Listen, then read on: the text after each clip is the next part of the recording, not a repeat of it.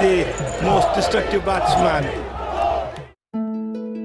महेंद्र सिंह धोनी, जिन्हें हम प्यार से माही या कैप्टन कूल के नाम से जानते हैं। इस बात में कोई अचरज नहीं होगा अगर हम कहें कि Mahendra Singh Dhoni Indian cricket team के इतिहास का एक स्वर्णिम अध्याय है और इंडियन क्रिकेट की हिस्ट्री में सबसे सफल कप्तान।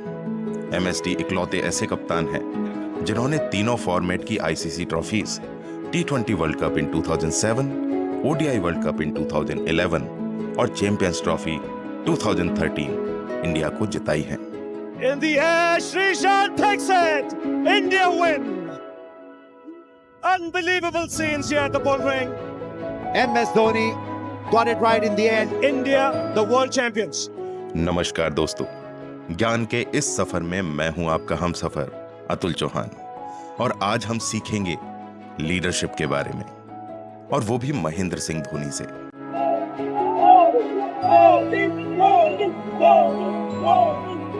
एक रेलवे टिकट कलेक्टर से लेकर महानतम भारतीय क्रिकेट कप्तान बनने तक का सफर अपने आप में एक मिसाल है।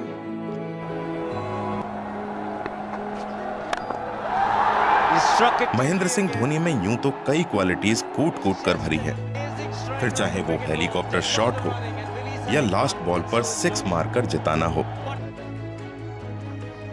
या फिर बिना देखे स्टंप पर बॉल मारना हो, या 0.8 सेकेंड में वर्ल्ड की फास्टेस्ट स्टंपिंग का रिकॉर्ड हो।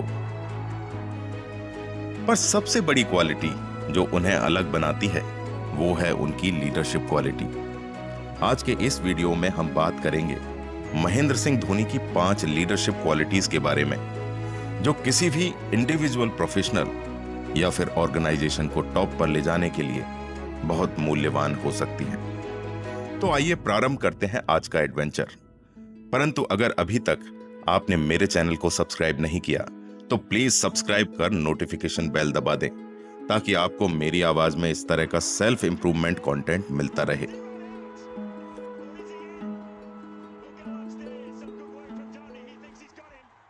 दोस्तों, पहली लीडरशिप स्ट्रेटजी जो हम महेंद्र सिंह धोनी से सीख सकते हैं वो है स्टेइंग काम एंड फोकस्ड। न जाने कितने ही ऐसे अनगिनत मैचेस हैं जिनमें सिचुएशन बहुत ही ज्यादा चैलेंजिंग थी। मैच का प्रेशर इतना कि कोई भी साधारण क्रिकेटर स्ट्रेसफुल हो जाए, पर हमारे कैप्टन कूल काम और कंपोज्ड होते हैं तो वो प्रॉब्लम पर बेहतर तरीके से फोकस कर पाते हैं और बेहतर स्ट्रेटजी बना पाते हैं। Clean, magnificent. What you see from the outside is very different from how things happen within a person. His greatest skill is just maintain his composure in the toughest of moments, and that's why he's so good. That's why he's able to make such good decisions under pressure, because he's always calm, he's always composed, and he allows himself to get into that space where he can take that important call. So there's so much to learn from him. When I walked into the team, he was my captain. He's always going to be my captain in my. उनका कहना ये भी है कि काम और composed रहने से बाकी टीममेट्स भी स्ट्रेस में नहीं आते और एक बेहतर खेल का प्रदर्शन कर पाते हैं और जीत जाते हैं। साथियों, ये एक बहुत ही रेयर क्वालिटी है जो किसी भी लीडर को सक्सेसफुल बना सकती है। MS is very cool, man. I love him.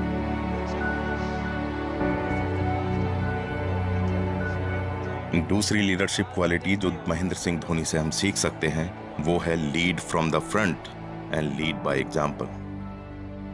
दोस्तों, लीडरशिप में सेइंग और डूइंग का सिद्धांत बहुत ही मायने रखता है। आप अपनी टीम को जो कहते हैं और खुद भी वैसा करते हैं तभी आपको टीम के अंदर एक सम्मान मिलता है। धोनी अगर अपनी टीम को फिटनेस की बात बोलते हैं तो ग्राउंड पर और जिम में सबसे पहले आकर खुद एक्सरसाइज करते हैं। अगर वो अपनी टीम को बोलते हैं कि प्रैक्टिस बहुत ज्यादा करनी चाहिए तो खुद भी बहुत सारी प्रैक्टिस करते हैं। अगर वो अपनी टीम को बोलते हैं कि लास्ट बॉल तक लड़ना है तो वो खुद भी लास्ट बॉल तक टिके रहते हैं और टीम को जीत दिलाकर ही वापस लाते हैं और दुनिया के बेस्ट फिनिशर्स में से एक है। दोस्तों, कम से कम 40 बार ऐसा हुआ है जब धोनी ने नॉट आउट रहकर टीम को जिताया है। जब भी धोनी क्रीज पर होते हैं तो पूरे देश और टीम को भरोसा रहता है कि माही है तो मुमकिन है। इसलिए साथियों, अगर आपको अपनी टीम को एक परफॉर्मेंस मैग्नेट बनाना है तो आपको भी फ्रंट से लीड करना होगा और एक रोल मॉडल बनना होगा। दोस्तों, तीसरी स्ट्रेटजी है ट्रस्टिंग द गट। दोस्तों, आपने ये बात तो सुनी होगी कि the biggest risk in life is not to take any risk. Risk है तो इश्क है। लीडर्स को कई बार ऐसी सिचुएशंस का सामना करना पड़ता है जिनमें डिसीजन लेना बेहद टफ होता है। धोनी ने कभी भी ऐसे डिसीजंस लेने से परहेज नहीं किया। एक लीडर को अपनी गट फीलिंग पर भरोसा करने के लिए करेज, नॉलेज और एक्सपीरियंस, इन तीनों चीजों की जरूरत पड़ती है। ना जाने कितने ही ऐसे अवसर थे जिनमें धोनी ने सिचुएशन को एनालाइज करके खुद पर और बाकी साथियों पर भरोसा करके कुछ ऐसे He changed the fate of Indian cricket. I think Dhoni is the biggest legend Indian cricket's ever had. For Dhoni, I love you, Dhoni. For me, Dhoni is, I don't need a sentence, 3 words will do, the coolest one. Fourth strategy is managing success and failure. मैंने ये नहीं सोचा था कि मैं cricket खेलूंगा या मैं अपने देश के लिए क्रिकेट खेलूंगा। मैं सिर्फ जो स्पोर्ट था वो एंजॉय करना चाहता था। 4 बजे मुझे पता था मेरे घर में खेलने का परमिशन था, 4 से 6 आप खेल सकते हैं। यूं तो धोनी को अपने करियर में कई बार हार और जीत का सामना करना पड़ा, पर धोनी ने कभी भी एक बुरे दिन का प्रभाव अपने आने वाले मैचेस पर या अपने टीममेट्स के मनोबल पर नहीं पड़ने दिया। कभी अगर टीम के प्रदर्शन को लेकर मीडिया और क्रिटिक्स ने नेगेटिव बातें की तो वो टीम के साथ खड़े रहे। इस तरह जब टीम अपने प्रदर्शन के चरम पर थी और अच्छा कर रही थी, तब भी उन्होंने विनम्रता का साथ नहीं छोड़ा और कभी भी बोस्टफुल नहीं हुए। आई है तो मुमकिन है। आईसीसी धोनी की लीडरशिप के अंदर मैन इन ब्लू ने स्ट्रॉन्ग एटीट्यूड और हार्ड वर्क के सहारे ढेर सारी विजय प्राप्त की। धोनी की तरह ही बिजनेस लीडर्स को भी सफलता और असफलता दोनों में समान भाव का कंपोजर दिखाना चाहिए। He knows exactly what he wants to do out there in the middle, and he's won us so many games. He's a legend of the game, we all know that, and he's doing a tremendous job for us, and hopefully he can continue.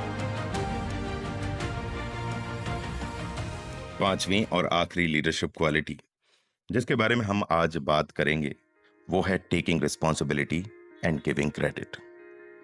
दोस्तों, आपको 2011 का world cup final तो याद ही होगा। सहवाग 0 पर out हो चुके थे, सचिन भी आउट हो चुके थे। इस वर्ल्ड कप में धोनी की बैटिंग का प्रदर्शन यूं तो कुछ खास नहीं था, फिर भी धोनी ने अपने आप को बैटिंग ऑर्डर में युवराज सिंह के ऊपर प्रमोट किया और टीम की रिस्पॉन्सिबिलिटी ली। और फिर क्या था, बेहद रिस्पॉन्सिबल 91 रनों की पारी खेल और लास्ट बॉल पर 3 अपने टीम के सबसे नए खिलाड़ी को थमा देते हैं और खुद बैकग्राउंड में चले जाते हैं।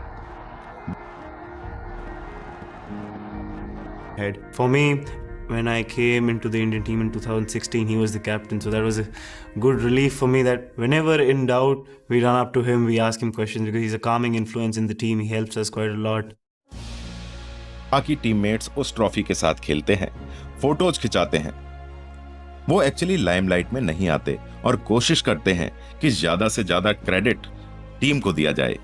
इसके अलावा आशा है कि आपको आज का ये वीडियो पसंद आया होगा। आगे भी इसी तरह के वीडियोस लाता रहूंगा। तब तक आप अपना ख्याल रखें और जिंदगी में आगे बढ़ते रहें। All the very best.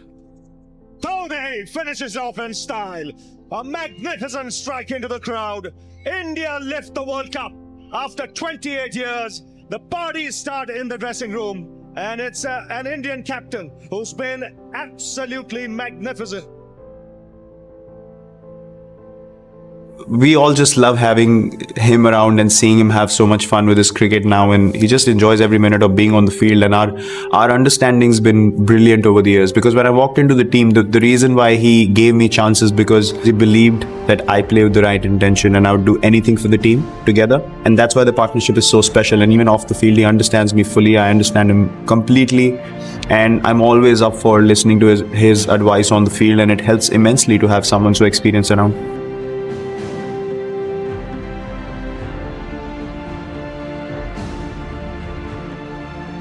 कल कोई और आएगा जो मेरे से अच्छा खेलेगा, कल काफ़ी दूसरे लोग आएंगे जो आपसे अच्छा देखेंगे। तो फ्यूचर में कोई याद करे या ना करे, डजेंट मैटर। तो मैं पल दो पल का शायर हूँ, पल दो पल मेरी कहानी है, पल दो पल मेरी हस्ती है, पल दो पल मेरी जवानी है, मैं पल दो पल का शायर हूँ।